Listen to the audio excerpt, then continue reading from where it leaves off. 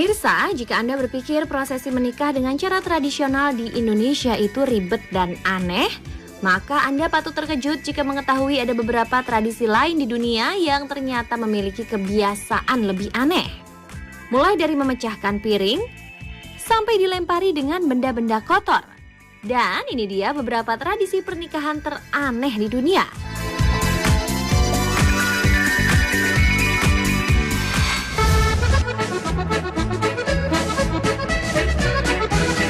Di Skotlandia ada sebuah tradisi prapernikahan yang dinamakan blackening, yaitu tradisi melempari calon mempelai pria dan wanita dengan benda-benda menjijikan sampai keduanya berlumuran kotoran.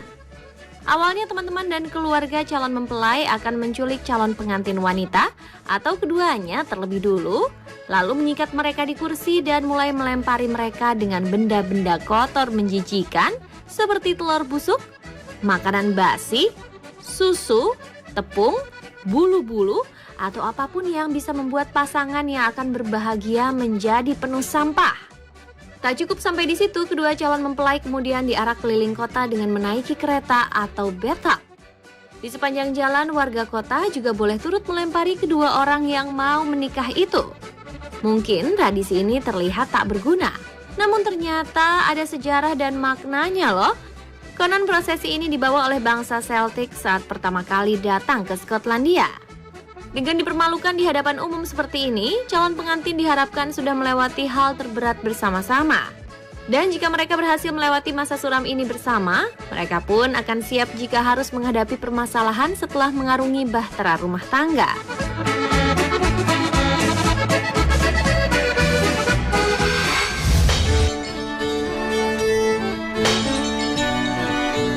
Bukan hal yang patut dicontoh, namun memecahkan piring, gelas, dan berkakas porselen biasanya dilakukan sebagian orang ketika sedang terjadi pertengkaran dalam rumah tangganya. Tapi di Jerman, piring dan gelas dipecahkan justru dilakukan sebelum pasangan melangsungkan pernikahan. Tradisi tak biasa ini diberi nama Polterabend. Satu malam sebelum pernikahan dilangsungkan, para tamu akan datang ke tempat yang sudah ditetapkan oleh calon mempelai wanita dan ramai-ramai memecahkan porselen yang mereka bawa ke sana.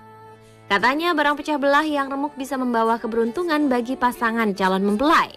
Ini sesuai dengan pepatah lama di Jerman yang berbunyi Scherben bringen Glück, yang artinya pecahan membawa keberuntungan. Setelah rumah berantakan dengan pecahan kaca, giliran calon pengantin pria dan wanita yang membersihkan semuanya. Kerjasama ini merupakan simbol bahwa ketika mereka menikah nanti, membereskan permasalahan pun harus berdua. Meskipun tradisi ini sudah berusia ratusan tahun, namun pelaksanaannya bisa dilakukan dengan santai. Bahkan biasanya, Polterabend diselipkan di acara kumpul-kumpul sambil makan barbeque. Biasanya juga, gelas dan piring yang akan dibanting disediakan oleh calon mempelai, tapi para tamu pun boleh membawa sendiri barang pecah belah mereka. Bahkan di Jerman banyak toko yang mengkhususkan diri menjual piring dan gelas untuk dipecahkan dalam Polterabend.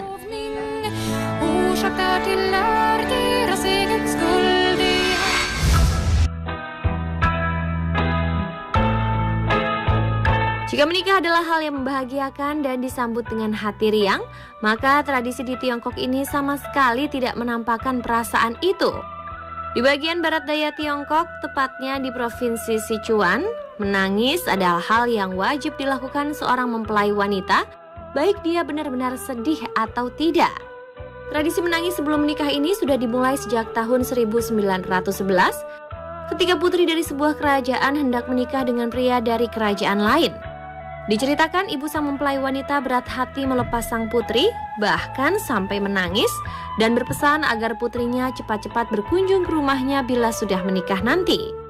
Ritual ini pun dipraktekkan dengan cara berbeda di tiap provinsi. Bahkan ada di salah satu tempat, ritual menangis ini bisa dilakukan hingga sebulan lamanya. Pada 10 hari pertama, calon mempelai menangis sendirian di sebuah ruangan lengang. Lalu 10 hari berikutnya, ibu mempelai bergabung dan mereka berdua menangis bersama. Di minggu ketiga, nenek mempelai datang dan bergabung untuk menangis bersama. Beberapa hari setelah itu, saudara dan kerabat wanita turut bergabung. Tradisi yang aneh ya pemirsa.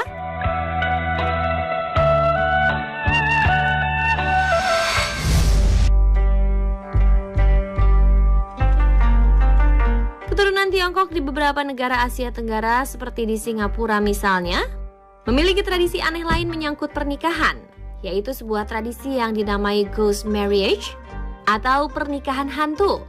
Praktik ini sudah dilakukan paling tidak selama 3.000 tahun lalu demi memastikan seseorang yang sudah meninggal tidak kesepian di alam baka.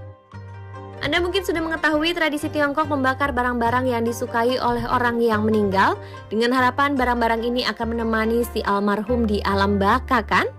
Nah, ide untuk melakukan pernikahan hantu juga seperti itu. Namun bila dulu pernikahan hantu diadakan oleh keluarga untuk dua orang yang sama-sama sudah meninggal, sekarang lebih aneh lagi karena orang yang sudah meninggal menikah dengan yang masih hidup. Alasannya pun bermacam-macam. Salah satunya warga percaya bila anak laki-laki meninggal di usia muda dan belum menikah, maka keluarganya akan ketiban sial.